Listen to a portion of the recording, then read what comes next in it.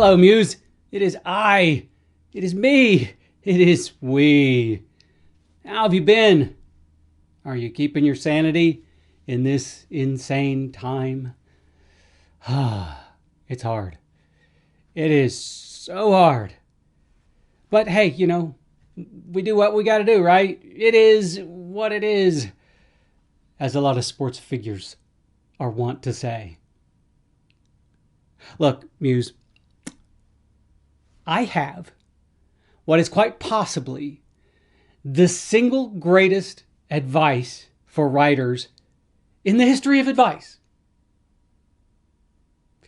And that's not hyperbole. Okay, maybe it's not the single greatest advice in the history of advice, but it might well be the best piece of advice for some writer out there. You know who I'm talking about. Now, not you in the back row.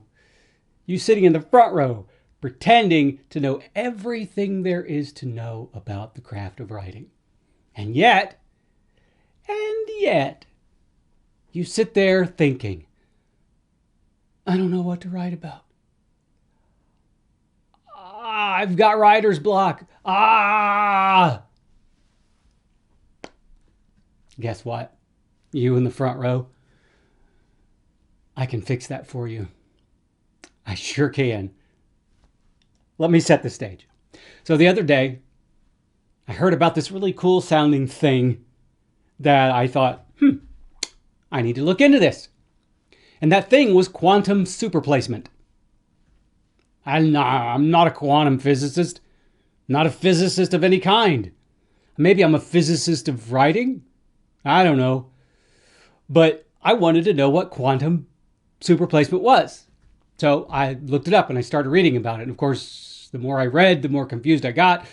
So I kept reading until my brain was just like, okay, I've had enough for now. We're going to have to come back to this later. Well, as I was investigating quantum superplacement, that rabbit hole took me down a couple of other rabbit holes. And one of them was numbers stations. And it reminded me of this fascination that I had with numbers stations a while ago. And I dug back into that. And I was reminded that I want to write a book that has to do with number stations.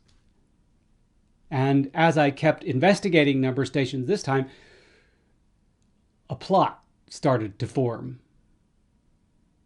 Yes, it did. And it's a really cool plot, I think. And I might get to it. I don't know if I'll get to it this coming year, but it's a possibility. And that chain of events led me to what I want to talk to you about today. We artists have a lot of tools at our disposal, tools that we use, some of them all the time. Some of them we only take out once in a great while, but when we take them out, they are a godsend. But those tools that we take out all the time are those that we depend upon as artists. And there is one particular tool that every artist not only needs to fully embrace, but use every day of their lives, whether it be about art, whether it is in the act of creating or not. What is that tool? I'm building for suspense here, but I'm going to tell you right now. That tool, are you ready for this? You're not ready. You're just not ready. I'll know when you're ready.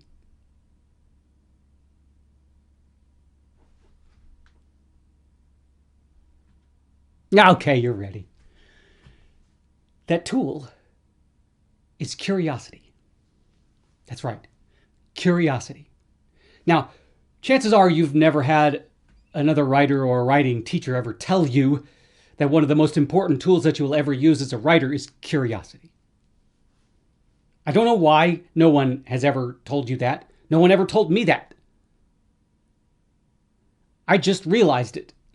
In fact, and this is the truth, I just realized it Or at least I put a name to it a moment ago. That's why I'm talking to you about it right now. Because usually when I talk about this, I'm talking about inspiration, finding inspiration everywhere. Be actively searching for something to inspire you. Well, the name for that is curiosity.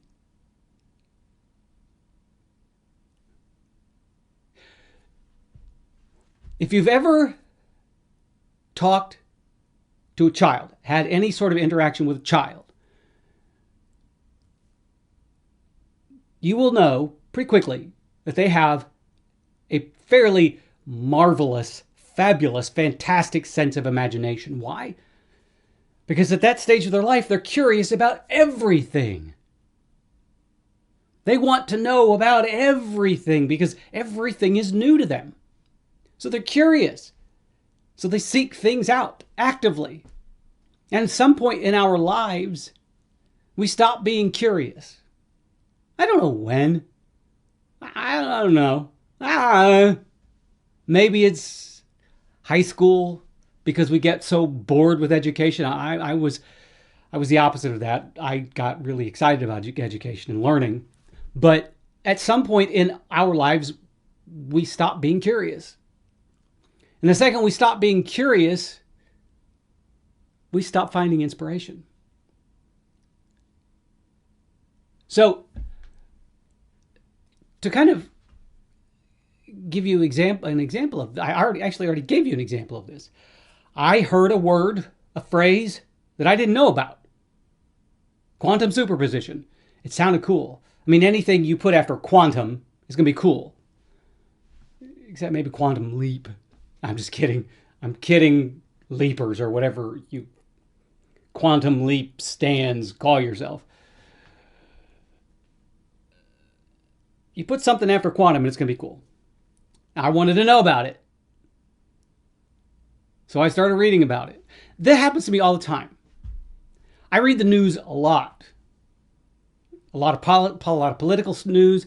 A lot of political snooze. Yeah, I wish we could put politics on snooze for a moment, but we can't. I don't really want to because I'm a political junkie.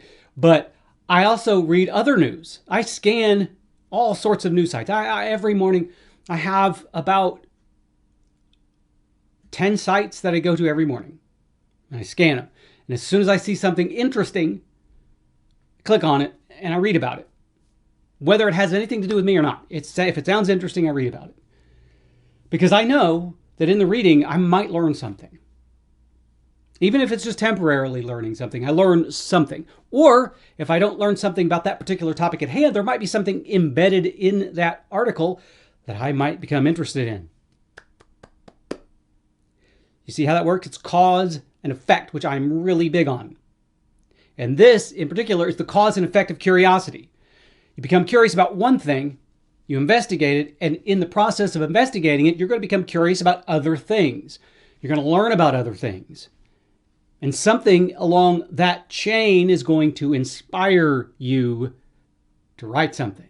So, how do we apply this? That's the important thing. When you, as a writer, feel like you are walking up against the brick wall of writer's block, the first thing you should do is not panic. The first thing you should do is not go, oh my God, I can't write anymore. I'm not a writer. Oh my God, I'm terrible. I'm lame. The first thing you should do is get curious. The first thing you should do is go, where can I find inspiration? There. I just heard something that sounded interesting. I'm going to research it. Even if, let's say, even if you are in the middle of writing the great American novel, which I don't know why everybody says, because the great American novel is kind of egocentric, I think. You're in the middle of writing a great novel. You're in the middle of writing your current work in progress. The book you're currently writing. You're in the middle of it. There, I said it.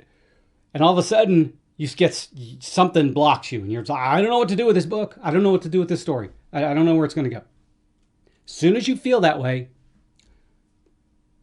get online, go to various news sites or whatever. Let's say you're writing something that has a sci-fi novel or something. Go to a website that talks about science and read an article about science. Read something sciencey. Even if it has nothing to do with the book that you're writing, read something that is science adjacent or plot adjacent. And read it with an open mind, because as you're reading it, you're going to find something else that's going to arouse your curiosity. And you want to keep that little bastard aroused in your mind. And I apologize that I just let the word bastard slip out. I try to make this family friendly. I really do.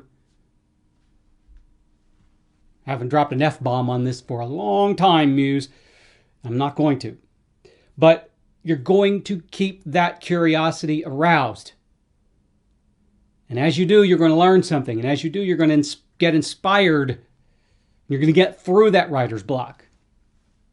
Just because you were curious. Just because you allowed your curiosity to take over.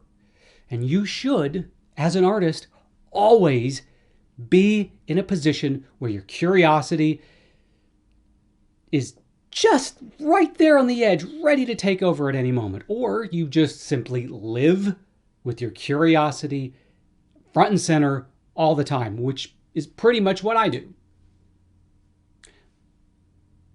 Because there's always, always, always something new to learn. And if you're willing to be that way, if you're willing to be open to the idea of always learning something, if you're leading with your curiosity, walking through life with your curiosity right there on your sleeve, going, hey world, what can you show me today? What do you have to offer me today? That sounds really selfish. What do I have to offer you, world? That's the way you should approach living your life. But in this instance, you want to approach it with, what in the world? What can you teach me today? There you go. That's the bingo. What can you teach me today, world?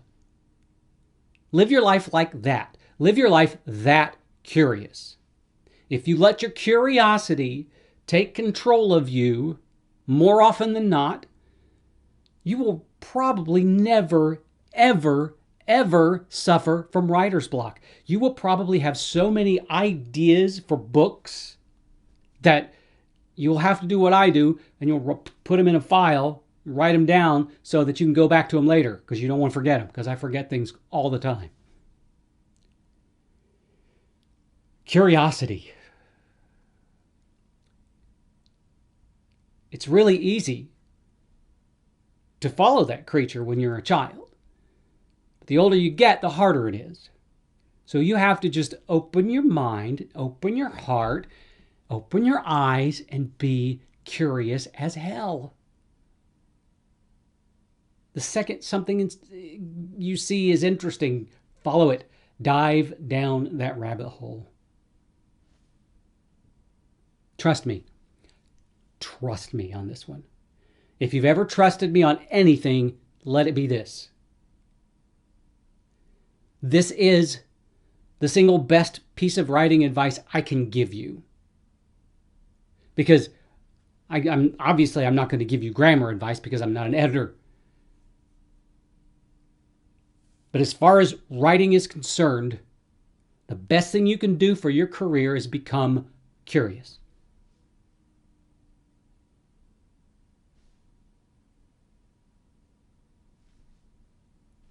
That's just the way it is. And that's the truth. That your curiosity will take you places where your controlled mind can't.